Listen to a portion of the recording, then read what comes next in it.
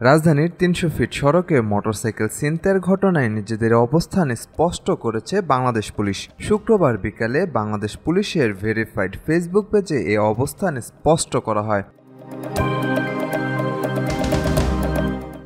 এর আগে বুধবার রাতে রূপগঞ্জ থানার ভুলতা গাউসিয়া রোডে মোটরসাইকেল ছিনতাই হয়। এ ঘটনার একটি ভিডিও সামাজিক যোগাযোগ মাধ্যম ফেসবুকে ছড়িয়ে পড়ে।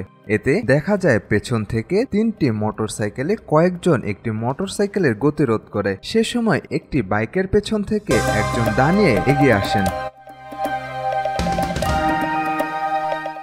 বাংলাদেশ পুলিশ জানিয়েছে, রূপগঞ্জে মোটরসাইকেল আরোহী জিসান ও ফয়সালের ওপর হামলা এবং ছিনতাই সংক্রান্ত একটি ভিডিও সামাজিক যোগাযোগ মাধ্যমে ভাইরাল হয়েছে। এ বিষয়ে পুলিশ তাৎক্ষণিক ব্যবস্থা গ্রহণ করেছে।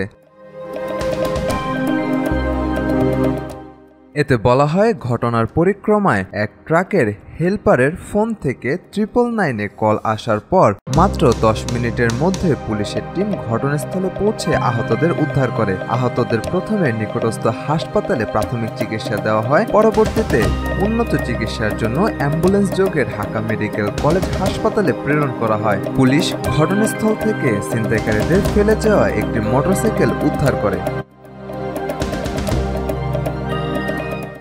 পুলিশ জানিয়েছে, ঘটনার পরপরই রূপগঞ্জ থানায় একটি মামলা রুজু করা হয়। আসামি গ্রেফতার ও ছিনতাই হওয়া মালামাল উদ্ধারের চেষ্টা অব্যাহত রয়েছে।